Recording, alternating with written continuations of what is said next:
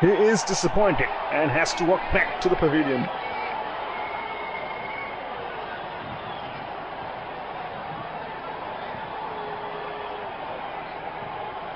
He missed the line completely there and lost his stumps in the process.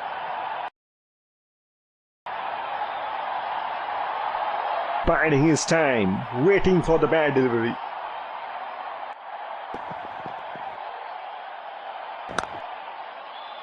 Hit straight to the fielder.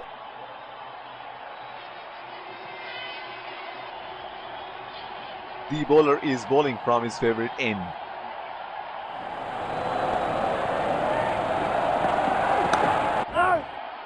He has hit that straight to the fielder. Looks like there will be a lot of slow balls coming.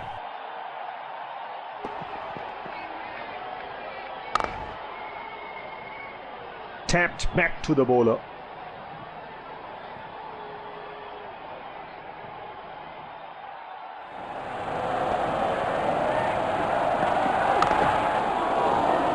Showing the full face of the bat. Change in the bowling, pacer being brought back. Waiting for the bad ball, not trying to do anything silly before that. Tapped back to the bowler.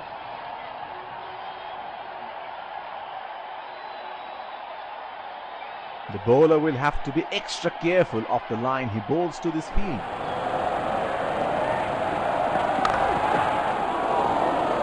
Tapped back to the bowler.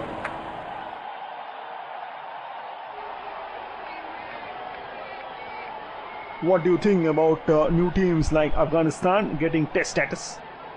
I think it's great for them. Small countries playing more and more cricket.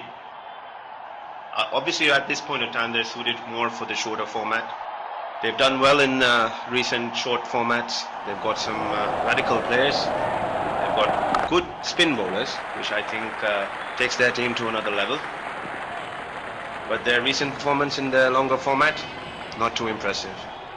Ireland got test status recently, and they were quite impressive against Pakistan. I think they've got great potential. They played in their hometown in Belfast, and they did quite well. They almost won the match at some point. Looking back, you had Bangladesh when they started.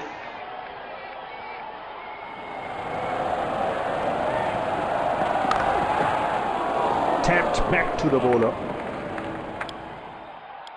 Inform fast bowler into the attack now. Expect some serious. So coming back to our conversation, they were on the same levels. Today they're a force to contend with.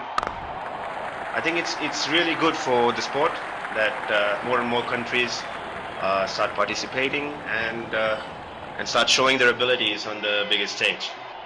But do you think that they should be playing the stronger teams like India and Australia rather than weaker teams like West Indies and Zimbabwe?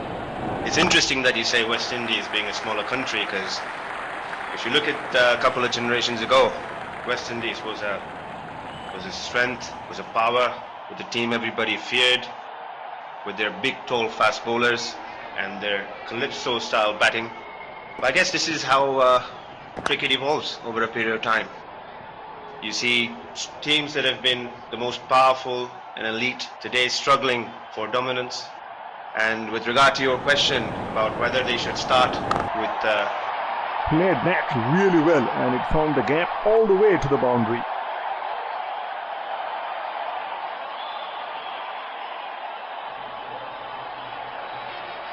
going back to what I was saying, with teams who are right on the top of their cricket, I think that's the whole point of Test cricket, and I think it'll only show these smaller teams coming in how cricket is meant to be played at the highest level, and it's something they wouldn't normally see at their domestic circuits. Good lines, tempting the batsman to play at it, but the batsman is going to leave that one alone. The bowler will have to be extra careful of the line he bowls to this field. Stroked defensively. Biding his time, waiting for the bad delivery.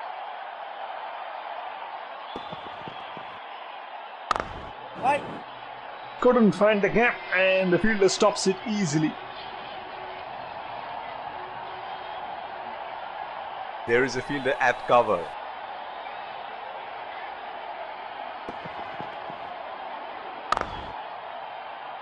Classical defense. Waiting for the bad ball, not trying to do anything silly before that.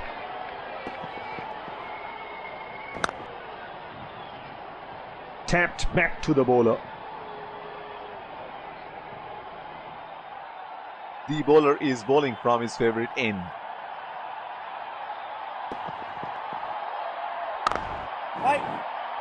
The fielder collects that one, hits straight to the fielder.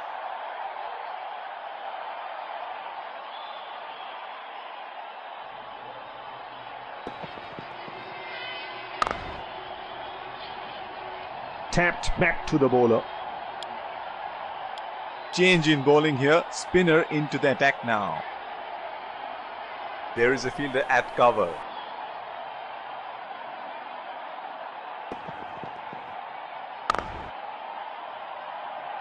Tapped back to the bowler.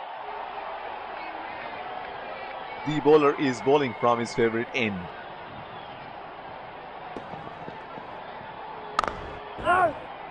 Hit straight to the fielder.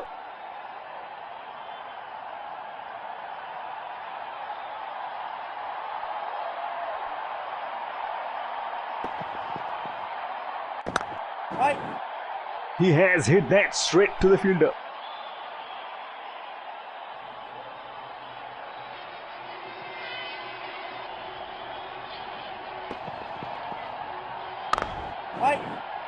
Couldn't find the gap and the fielder stops it easily.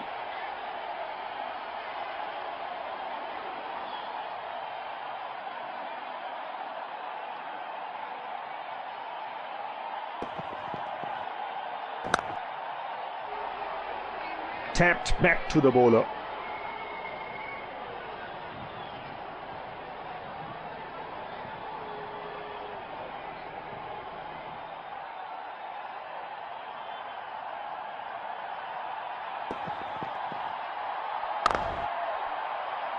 Solid technique and great defensive shot.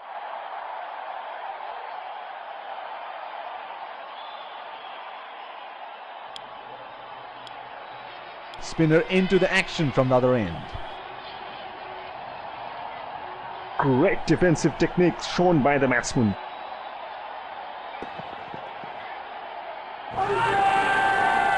The ball hit him in line and he is absolutely plumb.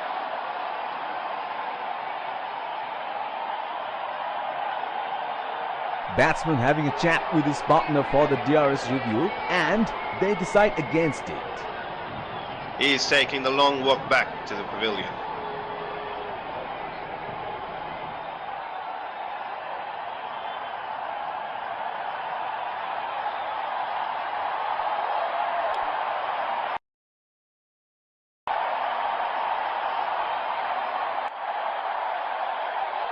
Batsman getting ready to face his first ball.